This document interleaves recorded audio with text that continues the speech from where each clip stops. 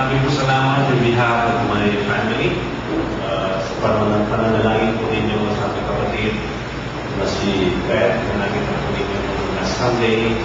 Pasalamat at muli sa Panginoon. Sa pananalangin po ninyo ay pasalamat siya. Ang paniwala ko po ay whenever you receive a miracle, you should celebrate. Kaya po kami ngayon, kasama po ng ating ama, siya po ay umuwi para samahan kami kung uli magpasalamat at mag-celebrate sa ginawang sagutan ng Panginoon sa ating kapatid. At kami po ay magpasalamat in behalf of the whole family. Sa inyo po na ginamit ng Panginoon upang italangin, lulus siya sa trono ng Diyos at siya po ay gumaling at binagaling po siya ng ating Panginoon. Thank you very much.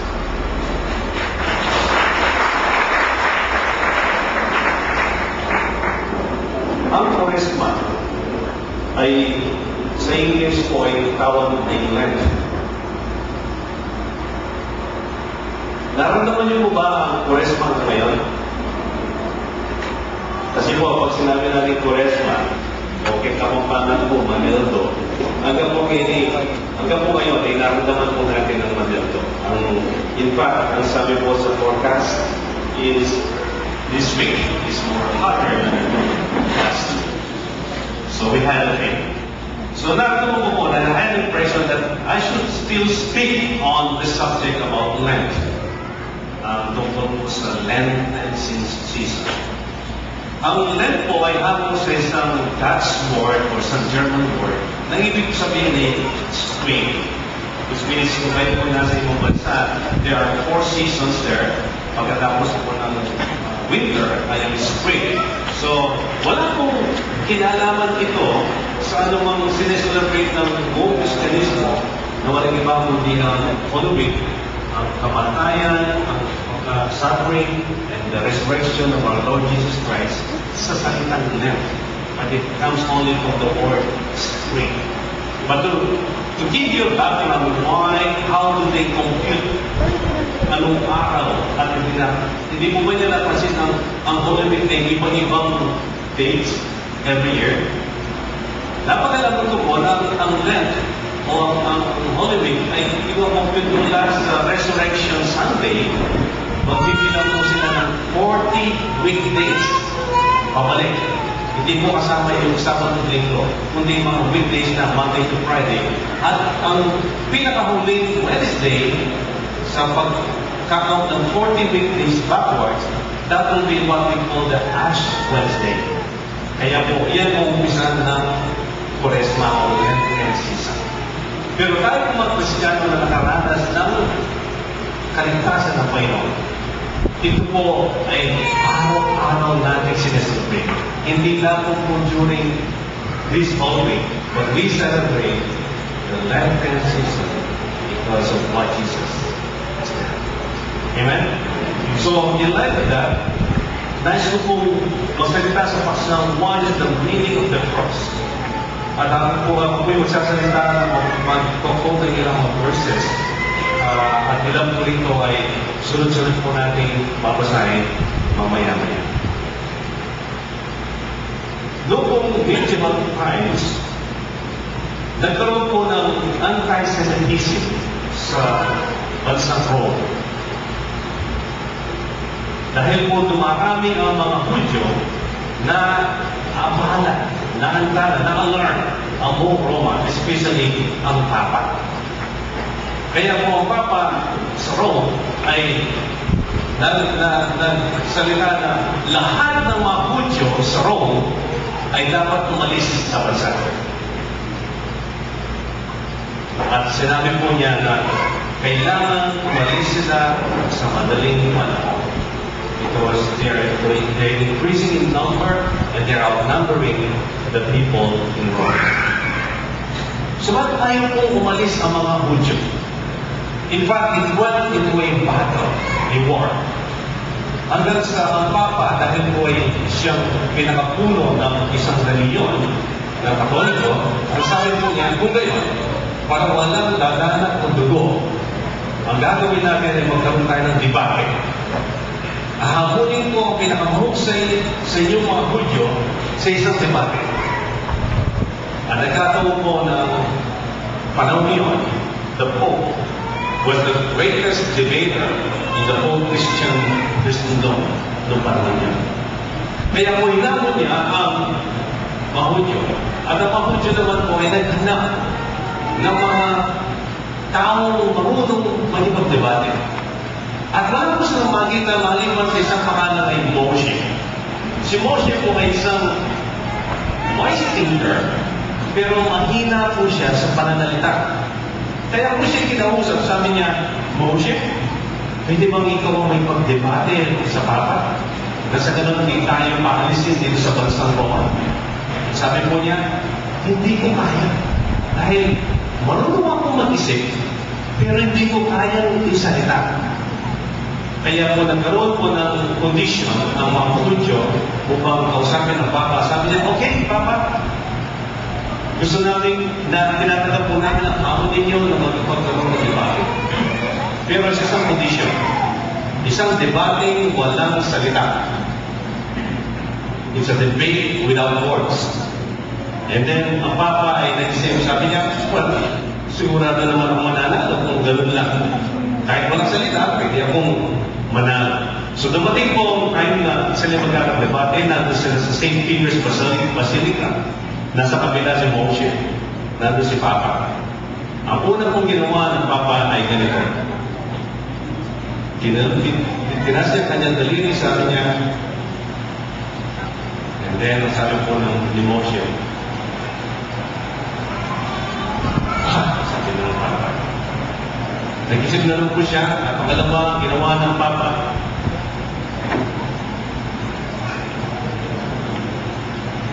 Sabi po ni Moshe, sabi ng Papa. Naguliman ng Papa, sabi niya, ano kaya sasabihin ko siya? Tapos, kumuha po siya ng bread, at ang kanyang inumin. Kasi Moshe naman, inuwa niya. Sabi ng Papa, I give up. He's too good. Mahusay siya. Panalo siya. So, back to the camp, yung second highest bishop sa Vatican, kinausap si Papa. Your Holiness, ano po bang nangyari? Bakit po ba kayo nagkaano ni Moshe? Hindi ko kalala kung sa karunong-karunong sa Papa. In-start kong discussion sa tungkol sa persona ng Diyos. Sinasabi ko, there are three persons. Pero sabi na niya, there is one God. Yes, there are three persons, pero kanya sinagot, there's one. Ano naman yung pangalawa? Yung pangalawa sabi niya, I tried to discuss the transcendence of God, that God is everywhere.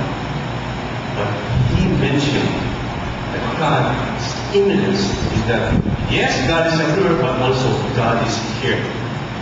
Napahusay niya sa atin. Kaya naman po yung pangatlo. Well, ito yung pinagmamalaki natin mga Katoliko, that we are united in the body and the blood of Christ. Yun ang ating inilapak. Pero ang ginawa niya, yes, we are united in the body of blood of Christ, but also we are one in being sinful mankind. Nung nilabas na yung mga sins. Ang napakosay niya. Kaya, masyado pong nalungkot ang Vatican. But in the camp ng mga Hudyo, sa small gathering sa celebration sila, Moshe, ano bang nangyari? Can you tell us what happened with the debate? Pero ang ginawa ko, ganito lang. Sinabi niya, in 3 days, aalis kayo. Pero sabi ko, kahit isa, walang aalis. Okay, ano yan? Sabi ko, ng pangalawa, yung gumanon siya. Sabi niya, I'm going to scatter you everywhere. Pero sinabi ko, walang aalis, kundi magtitigil kami dito. Oh, that's amazing. Oh, see, you're amazing. What about the last one? Hindi na maintindihan. Yung mansanas tapos yung kanyang bread at saka wine. Man, ito yung pinaka-weirdo, sabi ni Moshe. Inilabas niya yung kanyang baon, yung kanyang lunch. Nilabas mo rin yung lunch ko. You see, symbols means nothing unless they are explained. Amen? With this, can I have you sa ating pong nagko-control? Ano po ang simbolo nito? It's a swastika. Ito po ay simbolo ng supremacy of the Aryan race or the white race. Ang ibig sabihin niya, kapag yan nakita nyo, sinasabi ninyo, it's a Nazi. Pero, tama po kayo, pero sa mga, depende sa mga kausap ninyo.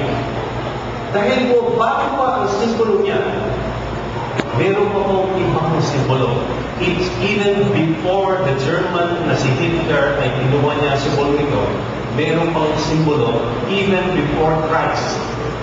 Let us see the next one. Yan po ang hango ng maraming iba't ibang simbolo. Kapag kayo ay nakamit ng mga North American Indians, sa kanila po mga bracelet, sa kanila po mga necklace, sa kanila mga banda, meron po mga iba-ibang sinyales o symbols yan. Na ibig ko sabihin ay peace, prosperity, and sometimes it reflects or it symbolizes the sun. So, nag-open lang po si Hitler tungkol dyan sa mga signs niya. So, what I'm saying is this. These symbols means nothing unless they are explained to the right person. Ano po pa susunod natin makikita? Pag nakita po niya, ano yung sabihin niya? It's a call for help. It's a medical sign for relief. A red cross. Next sign. Yan po ay plus sign. Ano po gusto niyo? Plus sign o multiplication? Pag kayo may pera. Siyempre, multiplication. Pag inibert mo lang ng konti. And the next one is the cross. Mapapasin po niyo, ang cross ay ginamit ng mga fashion, emblem. Alam ko po sa inyo, meron kayong mga kwentes na cross niya, iba-ibang design. Pero tingnan po ninyo ang nandiyan. It has 3 layers. Iba-iba po design ang ginawa sa cross, but some I think this out because yung 3 foundations po niya, it represents now faith, hope, and love. And now, kaya po siya nakatirig to. And the last one is the cross of Jerusalem. Mapapasin po ninyo, it has 4 small crosses and 1 big cross.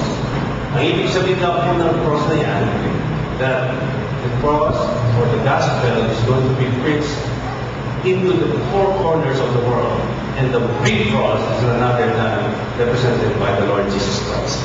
See, all these symbols mean to you now because they're being explained. But come to think of it, now that we have the cross, what's the true meaning of the cross? So, kung tayo po ngayon ay darap sa pagbabasa ng 1 Corinthians chapter 1 verse 18, buksan po ninyo ang inyong mga Bible na kasama ko. Sa unang Korinto, sa unang kabanata at talatang 18. 1 Corinthians chapter 1 verse 18. Sa mga napapahamak, ang araw tungkol sa pagkamatay ni Kristo sa krus ay kahangalan. Ngunit sa ating mga iniligtas, ito'y kapangyarihan ng Diyos. It's a foolishness sa mga hindi ligtas ang ibig sabihin ng cross. But tayo na ligtas, it is the power of God at salvation. The meaning of the cross in particular has a lot of significance. So let's go now to the first meaning of the cross. It's called substitution. Next slide, please.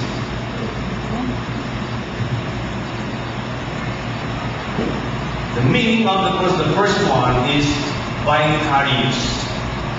So, ibibigay ko po sa inyo ang ilang mga terminologies na maaaring familiar sa inyo ang iba, ang iba naman hindi, but they are all theologically sounding na ibibigay sa atin ang ibig sabihin ng cross. Now, when we say vicarious, it's an English word. It is not an American word. It's an English word. But ang English word po niya ay substitution. Kapag kayo po ay pumunta sa isang maliit na compartment, pagkatapos may pinindot kayong button at kayo po ay umakyat, anong tawag niyo doon? Elevator. Isn't it? Pero kapag kayo po ay sumakay ng elevator sa England, hindi elevator ang tawag doon. Ang tawag doon po ay lift. Nasundan niyo ba ba? Kaya pag kayo po ay nakatira sa apartment sa England, hindi po apartment ang tawag doon. Ang tawag doon ay flat. Okay? Now, kapag kayo po ay mga scientists natin ay nagtatrabaho sa laboratory dito, ang tawag po sa kanila doon ay laboratory. So, I am telling you that there's some difference in the word English and American. Yung sinasabi po natin, sinasalita po natin English, hindi talaga British English yan, kundi American. Kaya kung yan ang sabay niya. Now, when we say vicar, it means to say a representative, a physical representative of someone. Kaya po yung mga Anglican o yung mga Episcopalian churches, ang tawag po nila sa kanilang mga pari o mga pastor ay mga vicar. Which means they are now the physical representative of Jesus Christ. Kaya po sa kanilang tawag ay vicar. Now, why is the meaning of the cross vicarious? Because the person that should die is you at hindi dapat ang ating Panginoon Jesus.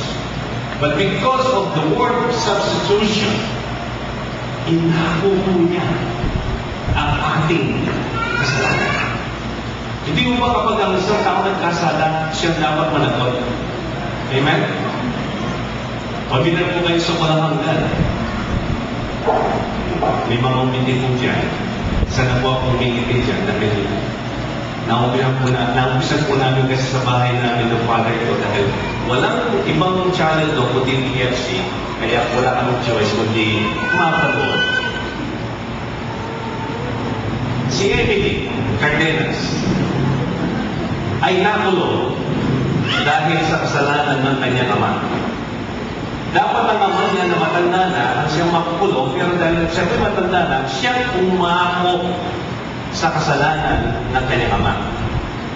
Yun po yung sabihin ng substitution. Walang kasalanan si Emily, pero siya ang umako sa kasalanan, sa parusa sa kanyang ama. Nasundan niyo po ba? Okay. Now, let's read 1 Peter chapter 1, chapter 2, chapter 2 and verse 24.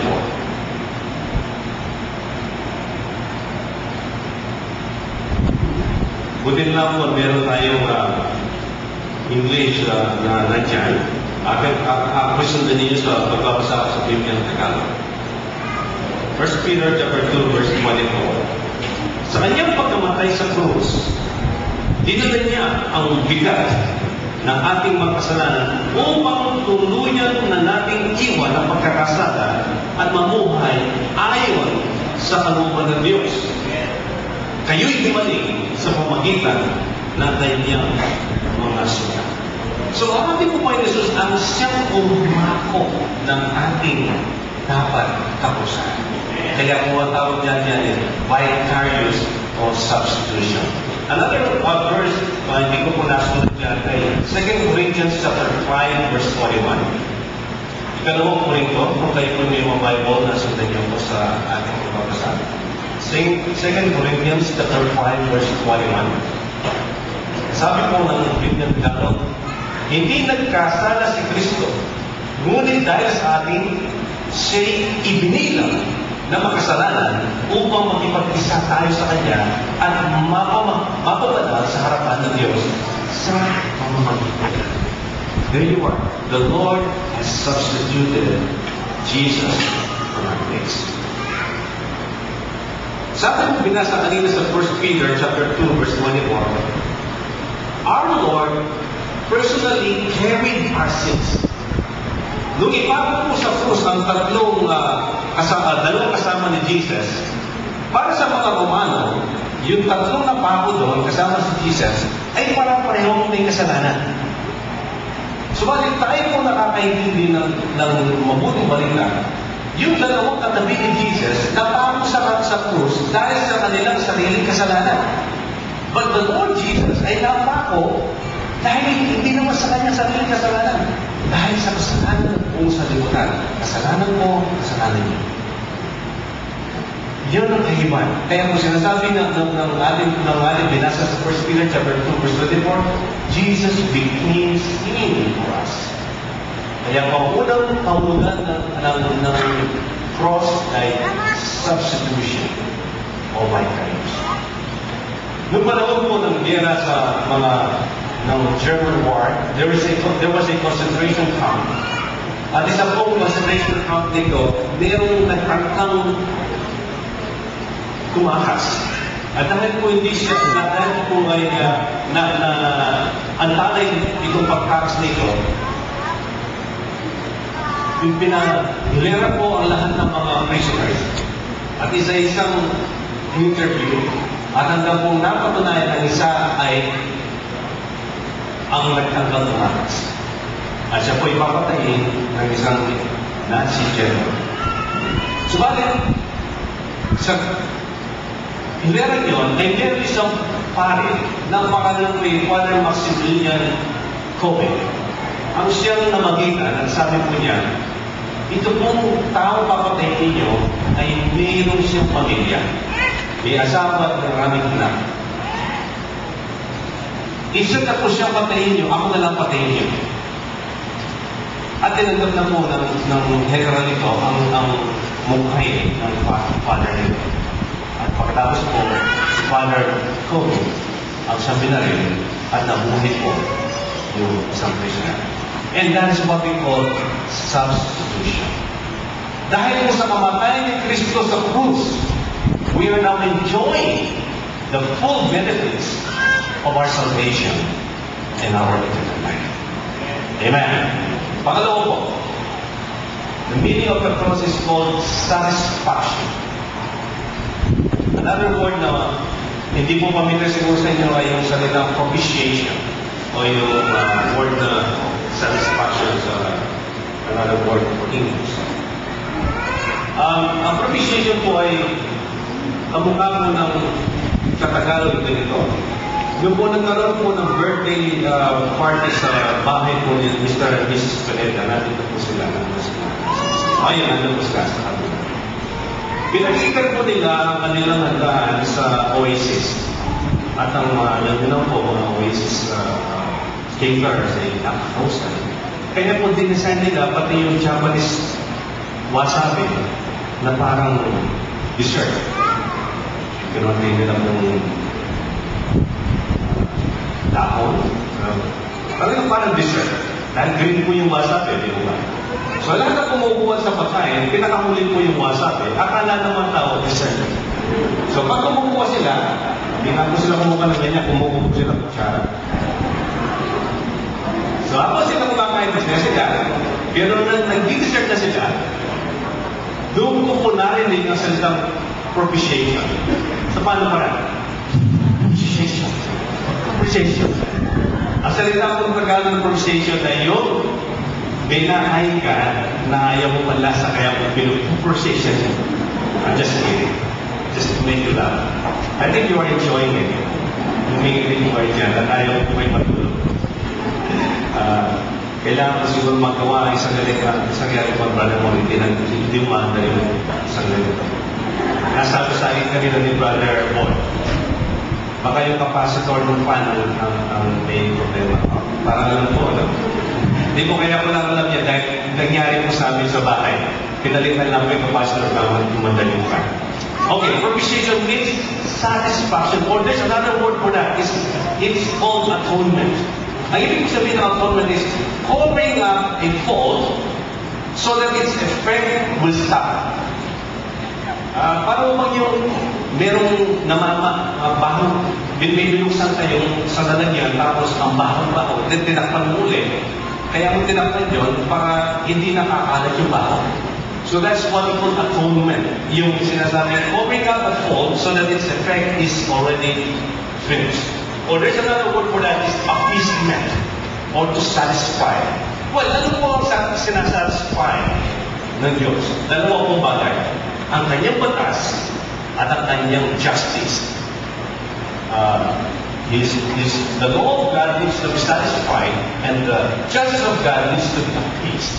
Dahil po yung kanyang holiness ay nakainig.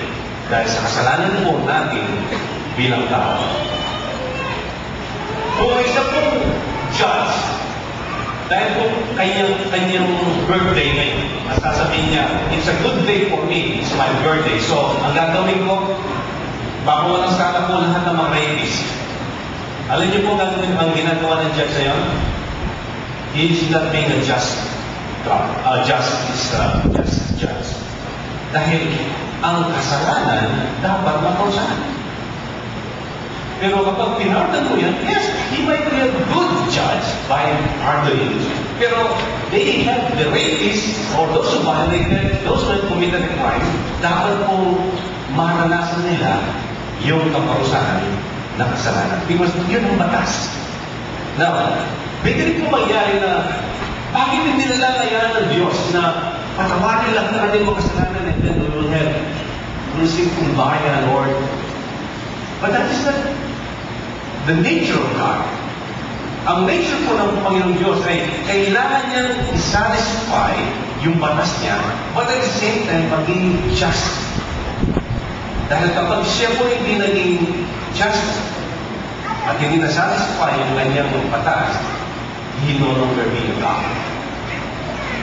So, ginawa po niya, siya po mismo ang gumawa ng paraan upang tayo ay maalis doon sa pagkakasala natin sa pamagitan po ng pagbibigay niya ng kanyang satisfaction ng batas ay dapat maparusahan. His son took the penalty and then sino man ang mananampalataya sa kanyang anak na ating Panginoon Kristo ay mapapawalang sala. So, ang batas ng Diyos ay nasatisfy, but at the same time, yung kanyang justice ay nabigyan ng appeasement dahil sino man ang mananampalataya kay Kristo na namatay sa krus ng Kalbaryo at namuhay muli ay maliligtas. Amen? Inaamit po natin kanina yung call upon the name of the Lord and will be saved. You see, whenever you call upon the name of the Lord, salvation comes to you. Amen? Number 3, the meaning of the cross is ransom. Ransom, alam niyo po siguro napanood niyo isang film ni Mel Gibson, Ransom, na ito po ay hango sa isang kidnapping. Alam niyo po ibig sabihin ng kidnapping? Kinikidnap mo yung kid. Pero kung adult kaya, kung matanda, anong tawag mo doon? Adult kidnapping? Carnapping sa mga sasakyan. Sa mga aeroplano, ang tawag doon. Hijacking, hindi airplane jock, airplane. Well, ransom has something to do with may kukunin sa'yo, pero bago ibalik sa'yo, kailangan mo nang magbayad o ikaw na may demand ka. Alaalala ko po isang bata na nanalangin po siya ng bisikleta. Sabi po niya kay Jesus po na sa simbahan, nandun yung picture ni Jesus. Jesus, gusto ko makapag bisikleta. And then, pagkatapos sumuhin po siya sa bahay, tinignan niya yung karangin nila, walang bisikleta. Pagkabukas, bumalik ulit sa Jesus, gusto ko magkaroon ng bisikleta. Uwi niya sa bahay, wala ng bisikleta. Tuloy-tuloy po yung panlalangin hanggang sa sabi niya, Lord, gusto ko magkaroon ng bisikleta. Bilhin niyo po. So sa kanya po paglabas sa simbahan, nakita niya yung statue ni Virgin Mary, yung Mother of Jesus, at kinuha po niya. Tinanong niya, pumunta siya sa backyard nila sa bahay at ibinaon ko. Tapos pagkatapos bumalik sa simbahan, sabi niya, Jesus, kung gusto mo pong makita yung nanay,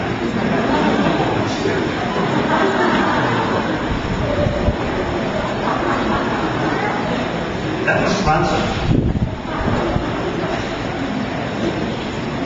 Sinasabi po ng ilan, si Satanas ay kinidnap tayo. Binilanggo, at ngayon, nagdedemand siya sa Diyos.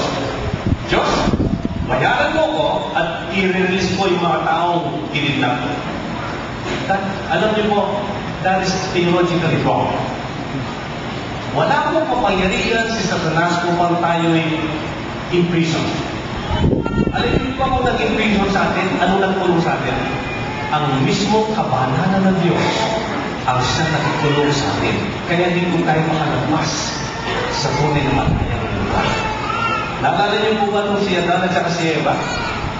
They were banished from the Garden of Eden. Where is the place of freedom?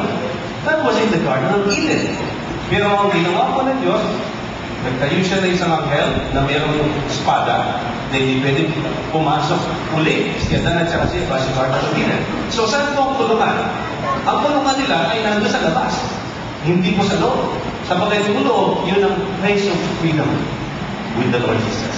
Kaya po, ang ginawa po natin po yung Jesus ay ginawa po niya that we were imprisoned by the holiness of God and the justice of God, but God Himself made a way para yung ransom ay mabayaran. Basahin po natin ang nakasulat sa Matthew chapter 20, verse 28. Ito po ang job description ni Jesus. Matthew chapter 20, verse 28. Alam po, wala na sa ating PowerPoint yan, pero meron naman po kayong mga Bibles, pwede niyong buksan po ninyo kasama ko. And you will see the job description of Jesus. Matthew chapter 20, verse 28. Thank you.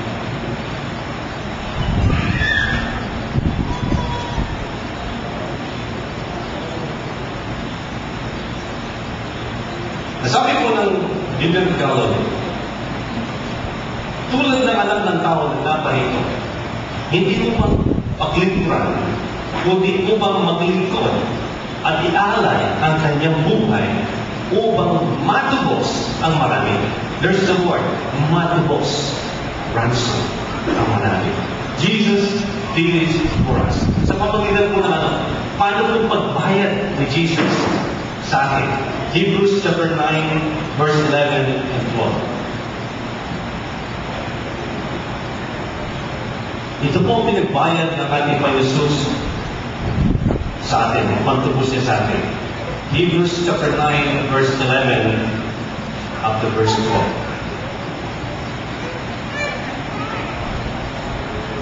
Ang technology po ay mas mabilis kaysa sa pagbubukas mo ng Biblia. Ngunit dumating na si Kristo, ang dakilang saserdote ng bagong tipan. Siya'y naglilingkod doon sa sambahan lalong dakila at walang katulad, hindi ginawa ng tao, anong bagay, wala sa salikuran nito.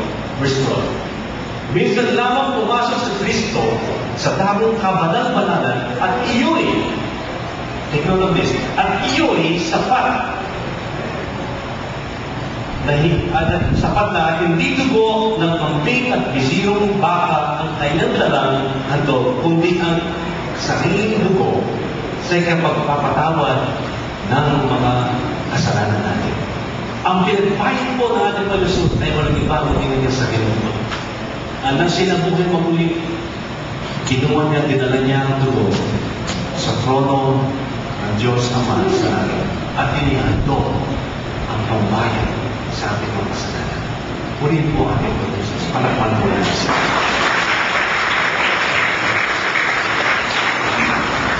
So, ibig sabihin nito, to redeem means to buy back through the blood of Jesus. Ito po isang palagi natin sinasabi. Bakit po natin kailangan maglingkuran natin po yung Jesus? Sapagkat 2 beses po niya tayong inanggit. Una, nilangin po tayo. Pagkatapos po niya tayo nilang na wala tayo sa Kanya, pero kinuha tayong binili. At ito po pinagbalik niya sa atin ay yung walang iba po niyang dugo ng kanyang pagtunan ng Jesus Christ ng ating Panginoon. Because the blood of animals, though they were offered day after day, was only to cover sin. Yung Old Testament ways of sacrifices ay kino-cover lamang po ang kasalanan natin. When I was Israel, it was Ark of the Covenant. But when Jesus came, hindi lamang po kinover ang ating mga kasalanan, kundi inalis pa niya. Pinugrasan na niya. Kaya kung gaano tumanggap kay Kristo, wala nang bahid ng pagkakasala sa buhay natin. At yung po dapat natin iparamdaman. Amen? And the last meaning of the cross is victory. It's a victorious death. Ang ibig sabihin nito,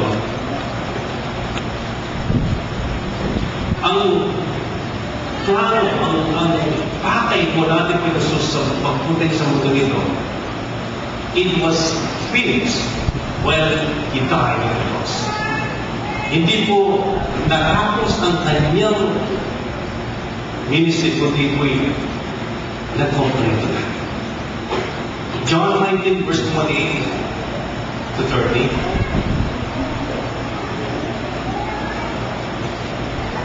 So, Evangelyo po ni San Juan, John chapter 19, verse 20, 30.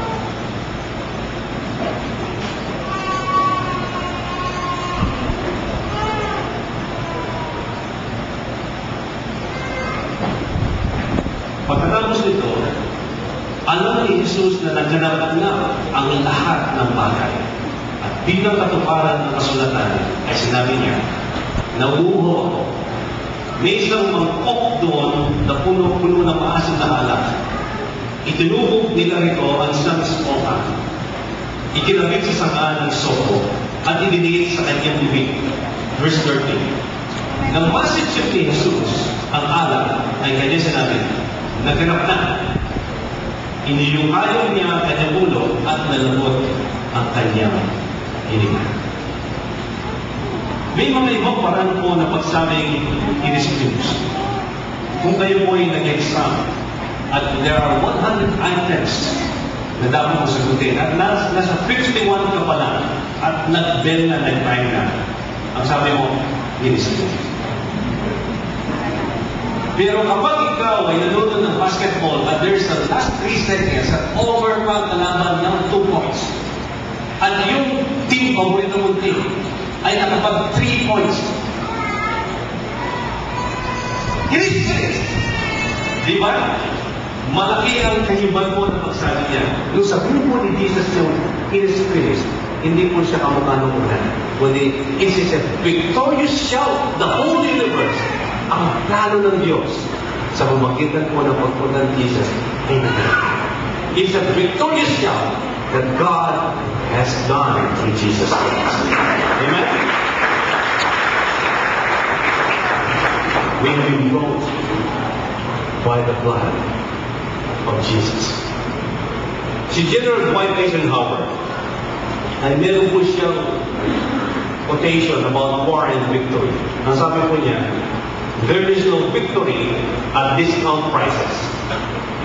Ay ibig sabihin niya, lahat po ng victory ay may malaking kabayaran. Ito po dapat matutuwa ng mga Pilipino. Sapagkat maraming Pilipino mahilig sa discount. Ito po, madami lang po humingi ng pamamalkin, pero dito po hihingi ko ng pamamalkin. Sa mga Kristiyano po, kapag alam niyo meron kayong tinatangkilik na kapwa Kristiyano, halimbawa may business siya, hindi mo ba dapat tangkilikin natin ang kapwa Kristiyano natin. You agree with me? Amen. O kung gano'n, gusto mo siya mag-bless. Kaya doon ka namimili. Pero bakit pag namimili ka, ba't humingi ka ng discount? Paano naman tayo Kristiyano? Hindi mo naman ng discount. Di ba? O in fact, kung gusto mo siya mag-bless, dapat hindi ka hihingi ng discount. In fact, bayaran mo ng overprice para mag-bless yung kapatid mo. Amen? Okay, so, yung bang pumalikod, tinagot niyo? Okay. Ang mga Pilipino po ay iba ang kultura. Kaya po nasabi ang mga Pilipino ay mahilig sa discount. Tingnan po ninyo. Ano sineselebrate natin kapag pamukha nitong April? There's called what we call the fall of Batanang. Ang mga sineselebrate po natin ang mga holidays po natin ay puro mga katalunan, pagkatalo. Pagkatapos po ng holiday ng araw ng kagitingan o the fall of Batanang, another week o isang buwan na naman susunod ay the fall of Corregidor. Hindi mo ba? And then after the fall of Corregidor, ano naman susunod? Then March. Yung mga taong mga sundalo ng Allied Force naglakad from Corregidor, Bataan hanggang sa San Fernando.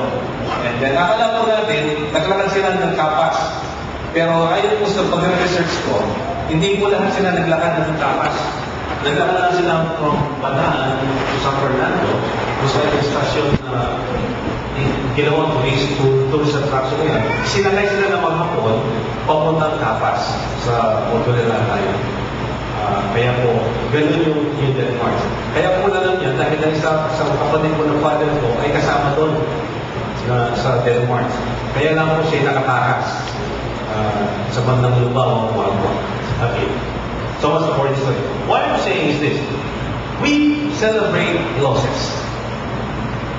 Noong kasagsagan ng lahar, ako po'y nasa Tabakan Bridge. At nakikita po namin yung mga bahay at mga magandang building sa may kabila, sa Balibago, yung Verosari compound, na kinakay ng lahat sa ilalim. Nasa natin po kami sa bandang Malabañas. Alam niyo yung parang ginagawa daw, habang kinakay ng lahat niya, at nang nag-iba yung buong bahay, nagpalakay mo na. Yay! In spite of tragedy, Filipinos have time to rejoice. What a culture! No wonder, no one can kick us down. Kapag sinabi ng non-Filipino, oh, we have a poor economy today. Sasabihin ng Filipino, anong poor economy? Ibig sabihin niya, bakasyon. So, magpunta, bakasyon siya. That is the culture of a Filipino.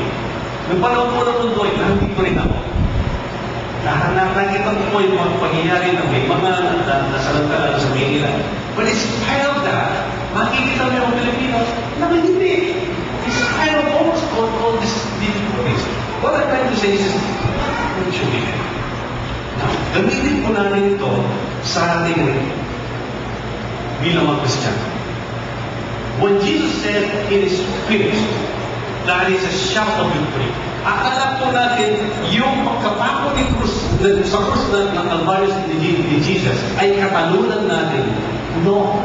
The devil thought it was his victory, but it was a real triumph of victory by Jesus. Amen?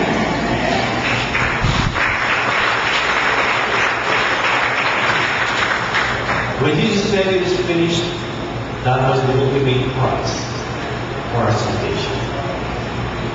Sinabi po ni Apostle Pablo sa mga taong Galatia, my life, my own self now is crucified with Christ. Nevertheless, I live. The life that I live now is the life of Jesus Christ. Ibig sabihin, patay na siya. Lahat mo na tumukat kay Kristo, patay na sa kanilang sarili. Ngayon mo na ang Panginoon Jesus sa kanilang buhay. Magtatapos po ako sa isang kwento ito about Napoleon Bonaparte.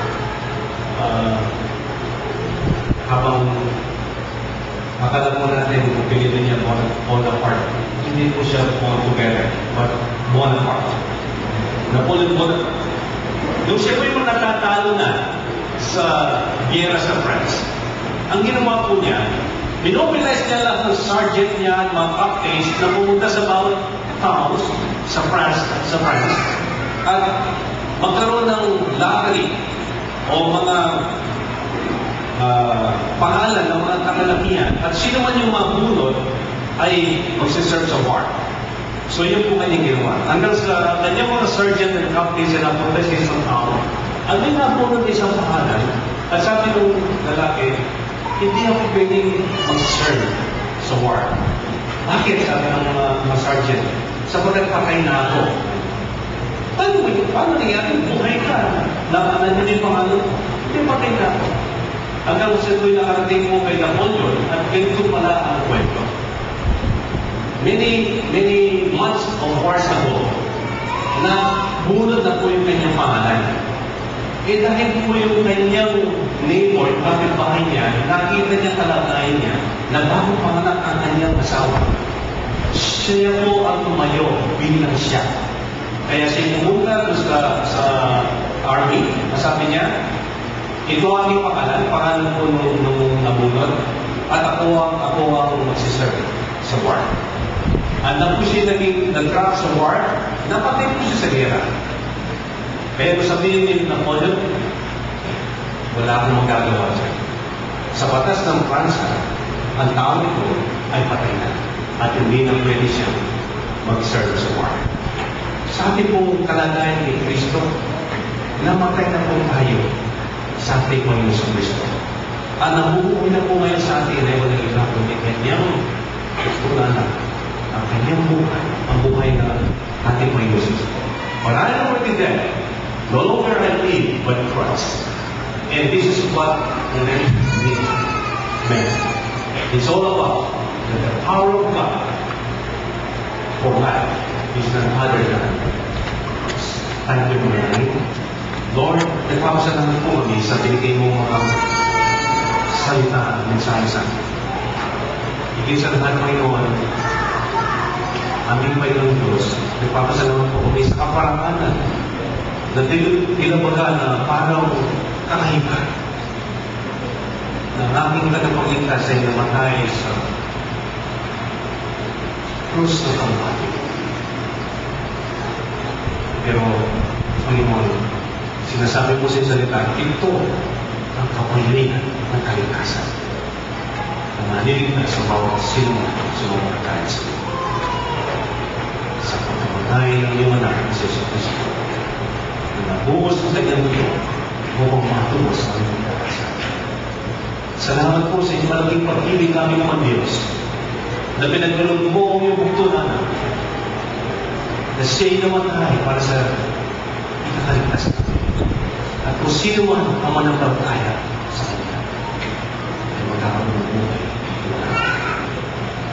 Habang po tayo na kayo po nakapagkita natin mga bata, ako po'y kakausap sa ilan sa atin na maaaring ang ilan sa atin hindi man nakaranas ng ganitong pagtanggap, pagkilala sa ginawa ng ating Panginoon sa Kristo sa buhay ng bawat isa sa atin. Kung gusto mo maranasan ang kaligtasan at buhay ng panalugan na pinagkakaroon ng ating Panginoon sa Kristo, tanggapin mo ang kanyang naman. Iwanan mo siya'y namatay para sa iyong kasalanan. Siya'y nabuhay muli ang nakahanda ng bigyan ng buhay ng panalugan sa sino masasampalataya sa atin.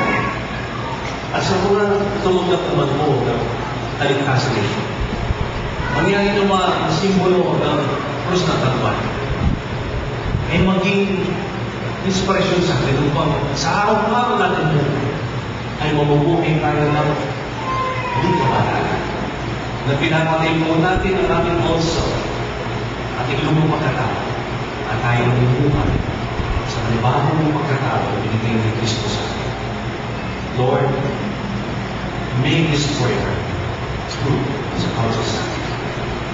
Tanggapin naman nila si Kristo sa inyo bilang sa kanilang kapaligtas at kanilang buhay. Tawarin mo lahat ng mga kasama. At kami naman po na tumagot na sa iyo. Lord, tulungan mo ba kami? Sa araw-araw namin may pamumuhay ng buhay nito. At namuhay kami na